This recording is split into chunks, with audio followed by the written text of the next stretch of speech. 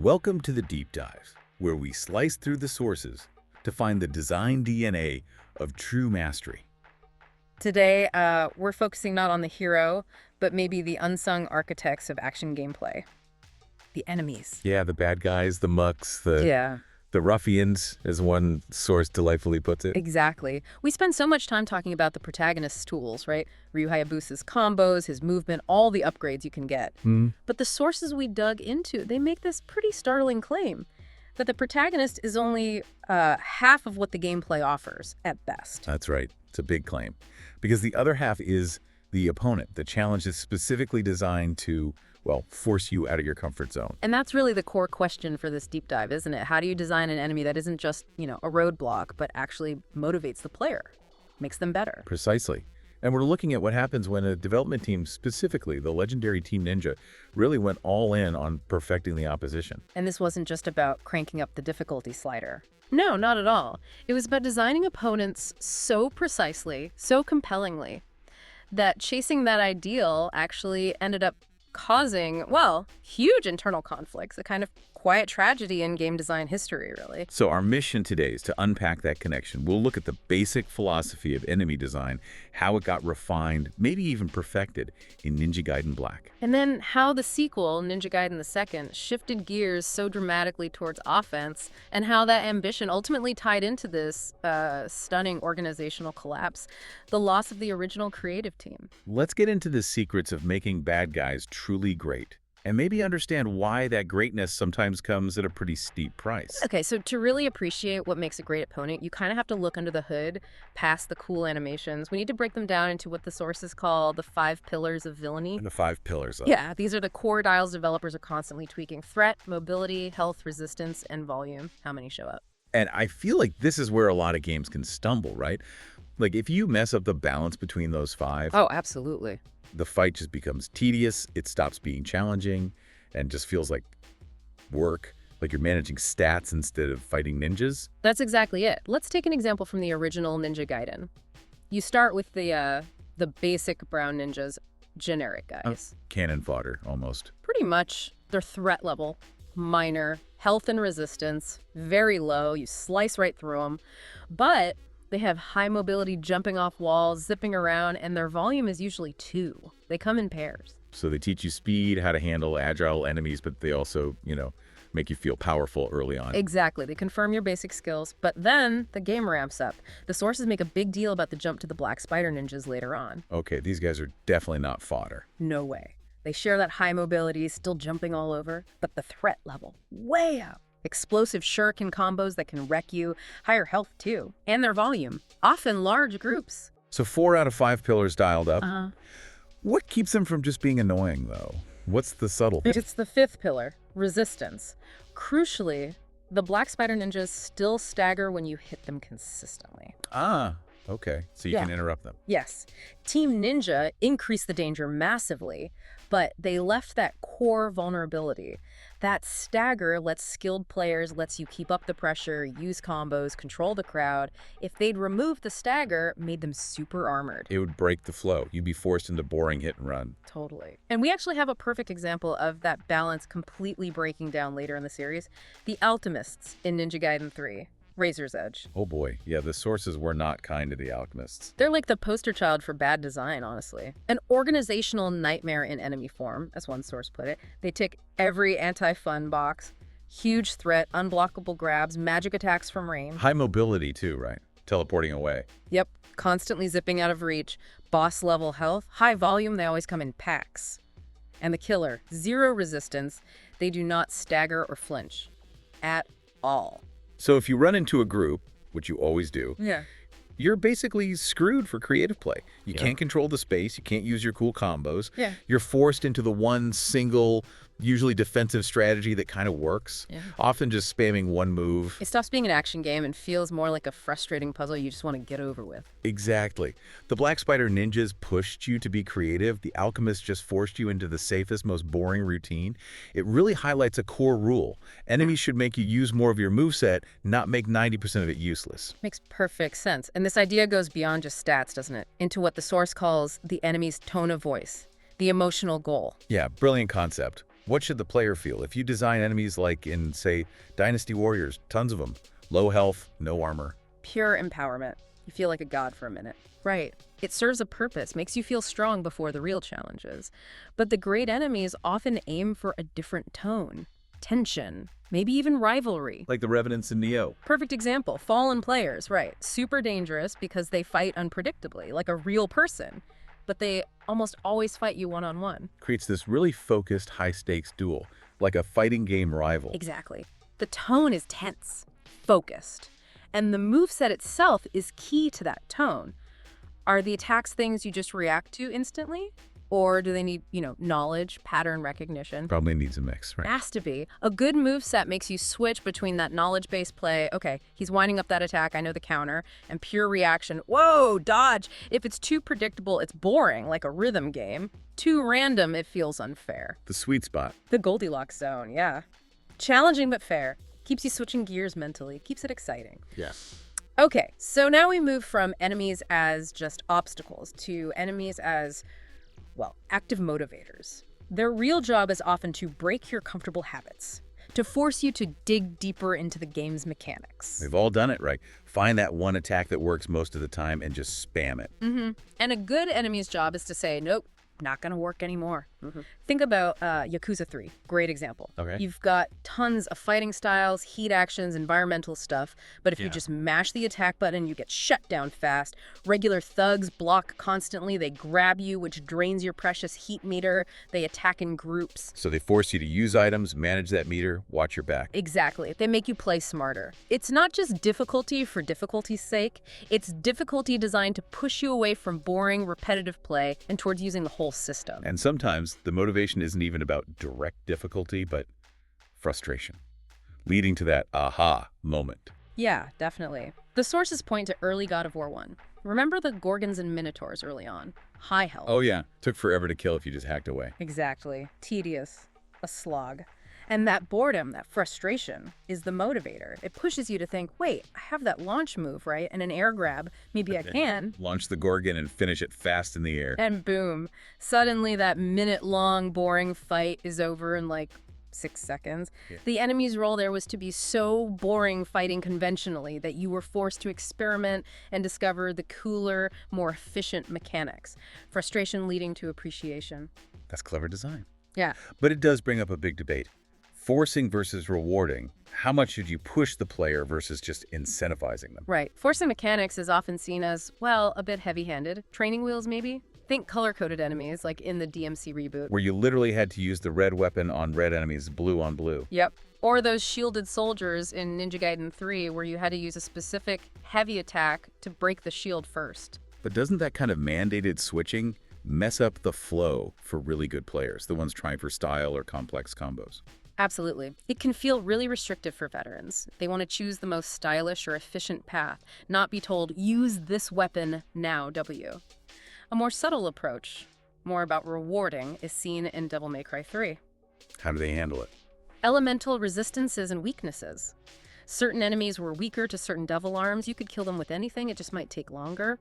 But using the right weapon, slightly faster kills, maybe more damage. So it encourages you to experiment and switch, but doesn't lock you out if you don't. Exactly. It rewards skill and knowledge without outright forcing your hand. One restricts choice, the other rewards smart choices. Big difference in feel. Let's talk pure stress then.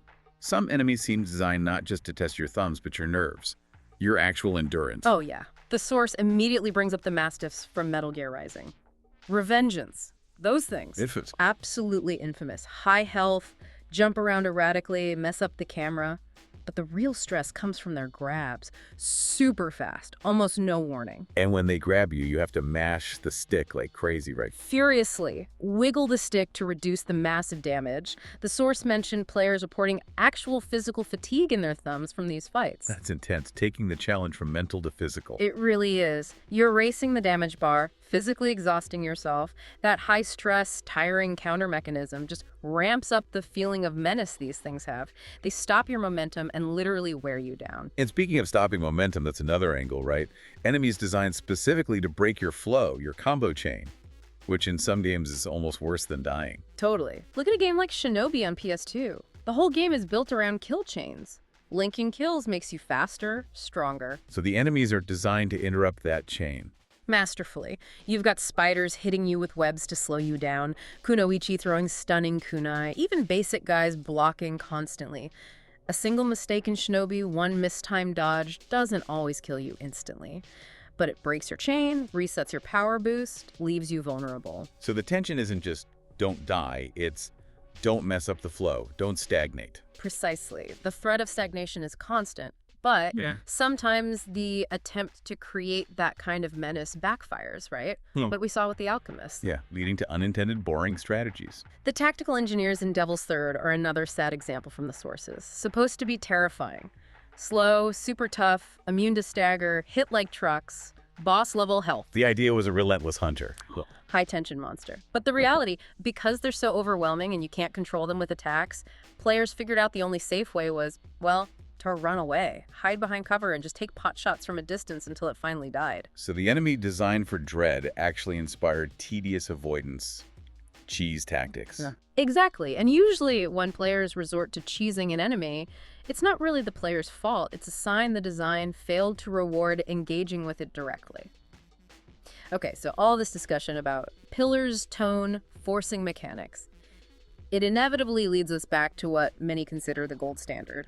Ninja Gaiden Black. The whole game feels built on a specific philosophy of difficulty. It really is. It inherits this idea from the original NES game, something its creator, Itagaki, called Obo Jihi. Which translates roughly to Remember the game. It's this blend of needing to memorize enemy patterns, enemy placement, level layouts, but combining that knowledge with pure reactive skill, physical mastery. But the sources were pretty clear that the first version, the 2004 Ninja Gaiden, didn't quite nail the difficulty balance on its hardest modes. What was wrong with vanilla?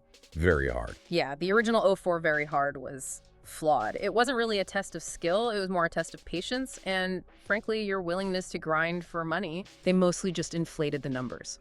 Same enemies, mostly, but with massive health pools, total sponges. They threw multiple bosses at you at once, like that infamous Marbus gauntlet near the end, just an endurance slog. And player damage. Through the roof, you died incredibly fast, and upgrades became insanely expensive. So you were forced to grind for essence just to afford the necessary healing items and weapon levels. It was lazy difficulty design, just bigger numbers.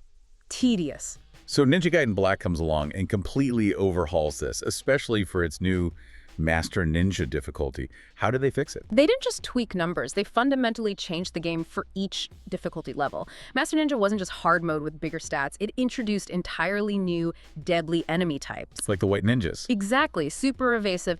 And famously, Demon Ryu, basically an evil clone of Ryu with his own moveset. Fighting him forced you to confront your own strategies, your own weaknesses. It was brilliant. So it's about adding dynamic threats, not just beefier ones. Did that apply to bosses too? Absolutely. Bosses weren't just isolated encounters anymore. They were given context, often with minions. Spirit Daku is the classic example. Right, he had those annoying ghost fish swimming around. Annoying, yes, but crucial. You couldn't just focus on Daku. You had to manage the fish too. And importantly, killing the fish dropped essence. Essence you desperately needed to charge your ultimate techniques, your UTs, and potentially get some health or magic back. Ah, so the crowd control was directly linked to your resources and your big damage moves. Makes the fight way more dynamic. Totally. And because the types of challenges were harder, requiring more skill, more awareness, they didn't need to inflate the raw stats quite as much as the 04 version did. Damage taken and dealt felt more balanced. And they tightened the screws on resources too, right? Oh, yeah. Supply limits for healing items were drastically reduced on Master Ninja. You simply couldn't carry 99 health potions anymore. Which forces you to rely on skill, not just chugging potions. Exactly. It forces mastery over to just brute forcing it with items. They also made subtle mechanical tweaks to eliminate cheesy tactics players had found in the original. Like what? Well, the counterattack system from 04 was pretty easy to abuse. You could just stand there, wait for an attack, hit counter, repeat very static defensive play. So Black removed it? Removed it entirely, yeah. Yeah. They wanted you moving, being aggressive, taking calculated risks. They also nerfed the Flying Swallow Ryu's iconic dive attack against certain key bosses like Alma. Because people were just spamming it on her in the original. Pretty much. It forced players to actually learn her patterns and use different weapons, different strategies. They were actively designing against stagnation. Which brings us to the essence system itself and why the game basically has an anti-new Game Plus design baked in. This is pure genius, honestly. One of the best high-stakes mechanics ever. Charging your ultimate techniques requires absorbing essence orbs dropped by enemies. Blue for health, yellow for money, red for magic. Right, but if you hold the charge button, you suck them in to power the UT instead of getting the resource. Exactly. And that creates this constant, tense decision. You kill an enemy, they drop blue essence, you're low on health. Do you let go of the button and get the immediate heal? Or do you hold it, absorb the essence, forfeit the heal, but unleash a devastating, invincible UT that might end the fight quicker or clear the room? It's a constant risk-reward calculation. Money versus damage versus health versus magic. Every single time you kill something. And this tension, this constant decision-making would be completely gone if you could just start a new Game Plus with maxed out health, weapons, and tons of money. You'd never need to make that tough choice. So the design inherently keeps you on edge, even if you're a veteran. Always on the razor's edge. It prevents you from ever feeling truly safe, which is what drives that continuous push for improvement, for growth. Okay, so after the, let's say, meticulous, defensive but aggressive mastery demanded by Black, the sequel, Ninja Gaiden II, just pivoted hard towards pure relentless offense. Yeah, it was a massive philosophical shift. The whole game feels designed around calculated aggression. The mantra changed from parry perfectly to kill them before they kill you. Hesitation is death. And the core mechanic driving this whole thing is the obliteration technique, right? The OT. Exactly. The OT underpins everything. The combat is built around this idea of delimbing enemies. For anyone who hasn't played it, explain delimbing and the OT. How does that change things? So you attack enemies, and very often you'll just lop off a limb, an arm, a leg, sometimes a head. But here's the twist. Delimbing doesn't always kill them immediately. It changes their behavior, right? Usually makes them more dangerous. Often, yeah. Like a mage losing a leg might suddenly start teleporting frantically and trying to suicide bomb you. It's chaos. But once an enemy is delimbed, you can press the heavy attack button near them to perform the obliteration technique. Which is like a quick, brutal finishing move. Quick, brutal, and crucially fully invincible during the animation. Ah, okay, so I see the dual purpose. New players get satisfying, quick kills feel powerful. Aggression is rewarded. Instantly. But for veterans, those invincibility frames, the iframes, become absolutely essential. A utility tool for survival. The vital one.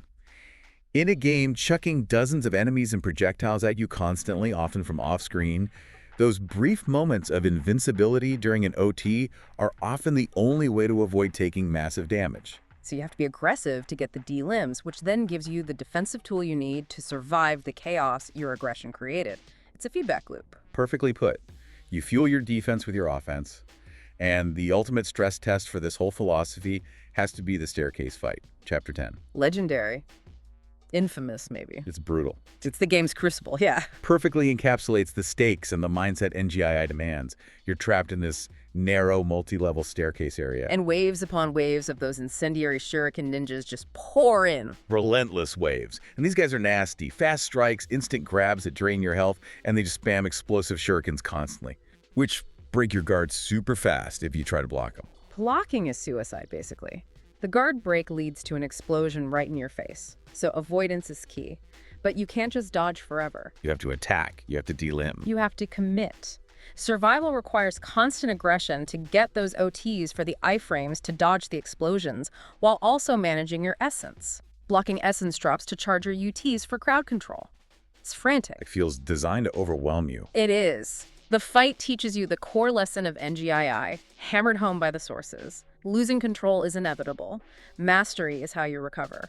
You can't prevent the chaos on that staircase. You have to learn to flow through it, using aggression and the OT iframes to regain control moment by moment. To support that kind of relentless offense, they had to tweak the health system slightly compared to Black, didn't they? Make it a bit more forgiving. They did, yeah. A subtle but important change. When you take damage in NGII, about half of it turns your health bar red. That red portion is damage you can potentially recover after the fight ends. At save points or with blue orbs. Right. In Black, pretty much every hit was permanent chip damage unless you used a precious healing item. In NGII, this recoverable red health encourages you to keep pushing, keep attacking, take those calculated risks, because you know if you can just survive the encounter, you'll get a chunk of that health back. It fuels the aggressive engine. Right. Less punishing for taking hits during frantic offense. Exactly. It's all geared towards relentless offense and surviving the carnage you create. And ultimately, it all ties back to that core design philosophy Itagaki often mentioned, watashe wa jihei. I am the game. Yeah, this idea that the player has to become one with Ryu, dedicate mind, body, reflexes entirely to the experience. Fighting through Ninja Gaiden II, especially on higher difficulties, feels like that. You're fighting to die, just slightly slower than everything else, using aggression as both weapon and shield, mastering your own chaos to overcome theirs. But while Ninja Gaiden II reached these incredible highs in offensive design, it wasn't perfect. The sources are pretty open about the cracks in the facade, the things that suggest, the organizational tragedy happening behind the scenes. Right. Things like the infamous slowdown, especially during huge fights like that staircase, which wasn't an artistic choice. It was just the hardware struggling. Definitely a technical failure. Plus camera issues that were sometimes maddening, glitches with the OT targeting, and maybe some bosses that felt a bit safe or recycled compared to the innovation in Black. All signs point towards one thing. They ran out of time. Itagaki himself basically confirmed that later. He said running out of time for the final balance and polish on NGII was a tragedy. The mechanical ambition was huge. Maybe it just outstripped the time and resources they had left. But those technical hitches were almost secondary to the massive internal conflict blowing up within Team Ninja, right? The corporate strife. Oh, absolutely. That's the real story behind the tragedy of NGII's imperfections. This conflict between the director, Tomonobu Itagaki, and the then president of Tecmo, Yoshimi Yasuda. What was the root cause? The sources mentioned unpaid bonuses. That was a flashpoint, yeah. Itagaki and his core team had apparently been promised significant bonuses after shipping Dead or Alive 4 successfully.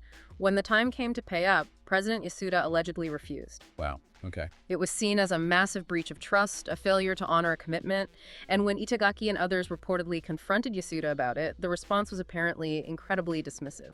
Essentially, if you don't like it, sue us or leave. Given Itagaki's reputation for being fiercely loyal to his team, treating them like family, that must have been seen as a huge betrayal. Devastating by all accounts. He considered his core group of 30-odd developers family, and Itagaki already had a history of fighting for quality over corporate demands. He'd famously intervened before to stop what he considered a subpar port of Ninja Gaiden Sigma going to the Xbox 360. He hated flawed products. So this wasn't just about money, it was about respect, integrity, protecting his team, and the quality of their work. Exactly. It was a stand on principle. And it culminated in this incredibly dramatic public move. Just days before Ninja Gaiden II launched, Itagaki released a public letter. Announcing his resignation and that he was suing Tecmo. Yes, stating clearly that because Yasuda had failed to honor his promises, Ninja Gaiden II would be his final game in the series. It was unprecedented. A star director walking away at the height of his game over corporate ethics. It laid bare the conflict between artistic vision and corporate finance. What happened immediately after he left? What was the fallout?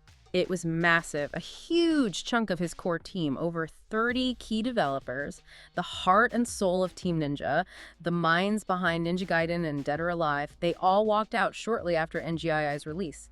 They followed Itagaki. Wow. The family left with him. Pretty much. And the financial impact on Tecmo was immediate and severe. Their share price reportedly plummeted in the days and weeks after the exodus.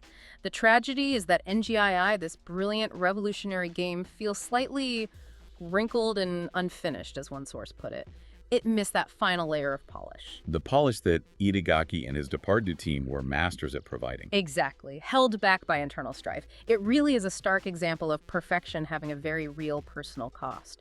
But there's that one little detail the sources mentioned about Itagaki's apprentice. Ah, Yusuke Hayashi, who directed Sigma. They had a complicated relationship, right? Itagaki publicly criticized Sigma. Very publicly. Yet, deep within Ninja Gaiden II, there's one specific area, a beautiful waterfall vista, where the level geometry is apparently lifted directly from Hayashi's Sigma. Huh. So even amidst all the conflict and public disagreement, a subtle nod. Maybe. A tiny concession, perhaps. A quiet hint of respect or shared vision that somehow survived the corporate implosion. It's just a small detail, but it adds this complex human layer to the whole organizational tragedy. A reminder that the art itself can sometimes have these hidden conversations. #outro. You know, when you trace this whole story, from the really balanced, meticulous challenge of Ninja Gaiden Black through to the just overwhelming offensive onslaught of Ninja Gaiden II.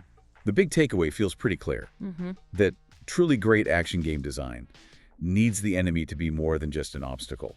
They have to be the central challenge, the thing that forces you, the player, to get better, to adapt, to use everything you've got. The enemy doesn't just block your path, they actually dictate your growth. That really is the heart of Ninja Gaiden Mastery, isn't it? And why those games still resonate. Mastery in Ninja Gaiden isn't really about getting an S rank or a high karma score. The games themselves weren't even great at measuring that consistently. Right. It's personal. It's about the progress you make.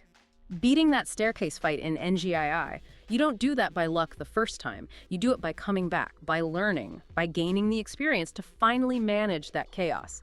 That personal dedication, that watashi wa jihai, becoming one with the game, that's the real reward. It's unquantifiable, earned by overcoming enemies designed to push you to your absolute limit. So, we'll leave you, our listeners, with a final thought to chew on.